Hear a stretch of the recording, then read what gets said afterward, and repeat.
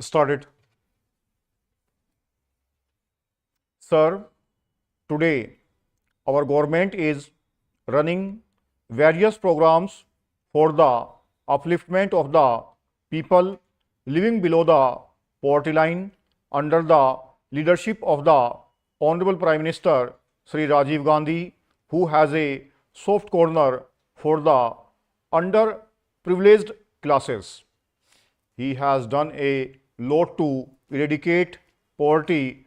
Various welfare schemes have been launched to help the middle class and the farmers. While going through the 20-point program, we find that no section of the society has been left untouched, and all sections are going to benefit from this program. It is highly deplorable that some persons as well as opposition parties are trying to undermine the good work done by the government and are misguiding people. I want to submit that all the inputs, for example, fertilizers, seeds, water and electricity needed by the farmers for cultivation are being made available to the farmers, and not a single farmer faces difficulty in procuring these inputs.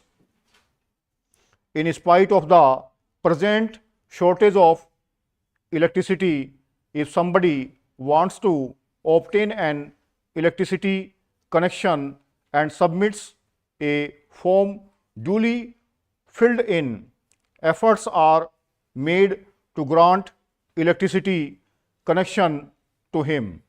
I want to state that our government is definitely determined to establish big industries in all the districts. Side by side, efforts are definitely being made to spread a network of small scale industries in all the districts to provide work to those willing people who are jobless. The main task of central as well as the state governments today is to provide fresh and pure drinking water to people of all sections living in the country. We are providing such water to them through the Indian Mark II pumps. There were such villages and places in the east where no arrangements could be made for supply of potable water. We had tried to supply water where were not able to supply enough amount of water. By installing India Mark II hand pumps, we are trying to supply water to 200 million people today. We are trying to supply water through these means to the localities inhabited by farmers and poor people who belong to scheduled castes and weaker sections, and to the villages inhabited by our Adivasi brethren. I have stated again and again in this house that there are such places where water could not be supplied even on occasions of marriage. I would also like to say that our nation can be strengthened only when agriculture of this country is strengthened and our farmers become stronger. Our efforts today becoming self-reliant in food have proved very effective. We have created big buffer stocks of food grains and have been able to overcome very difficult situation. Under various programs for production of rice, etc., production has gone up in the eastern states. The government is determined to increase food production to 1750 lakh tons by the end of 11th 5-year plan.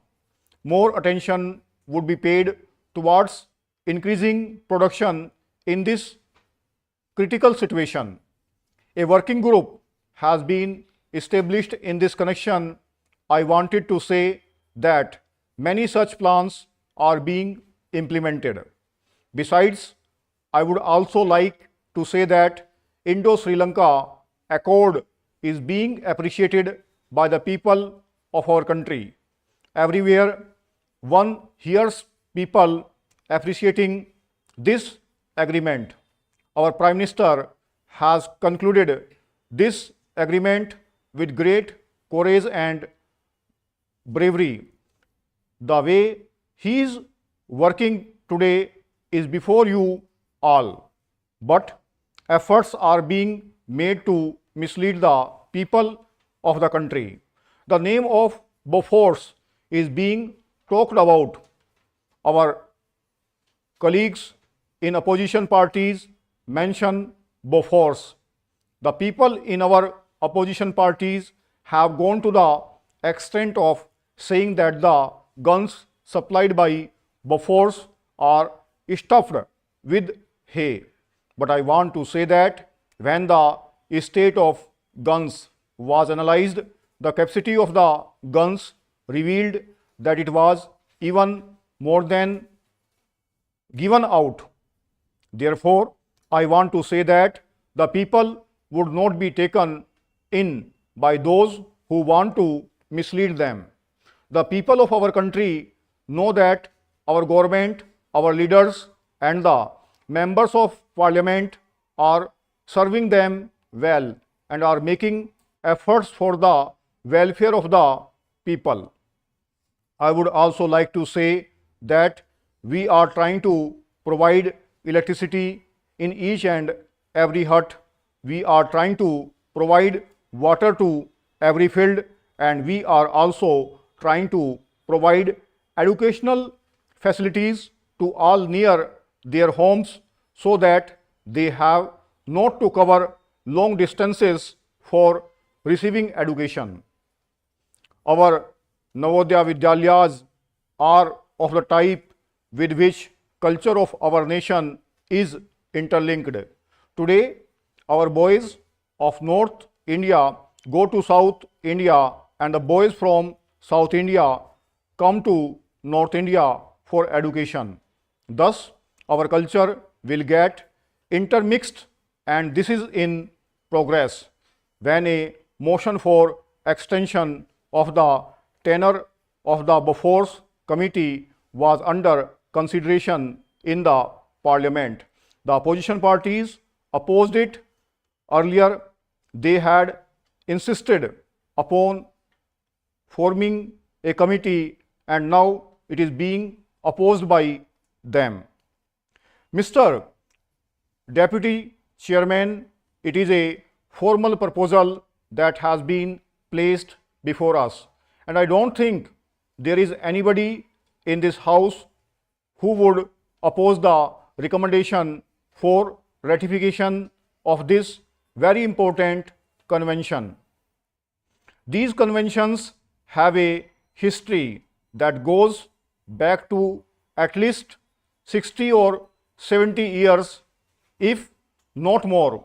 But the present convention, the Universal Copyright Convention, is much more comprehensive than all the previous conventions in this regard. I have not very much to say about this convention. Dr. Srimali has explained the objectives of this convention and the benefits that would accrue from it. It is a very healthy sign of the times that despite occasional joltings, we do certain things that go to the cohesion of the various nation states of the world. There is one important step in that direction, especially in matters of culture. We are trying to get nearer to each other and bring ourselves under obligations that are common and reciprocal. I have only one or two words to offer by way of comments, "It is a pity that two important segments of the world are not yet signatories to this pact, the Soviet bloc and China," and so on. ये 377 और 378 से बोला गया है।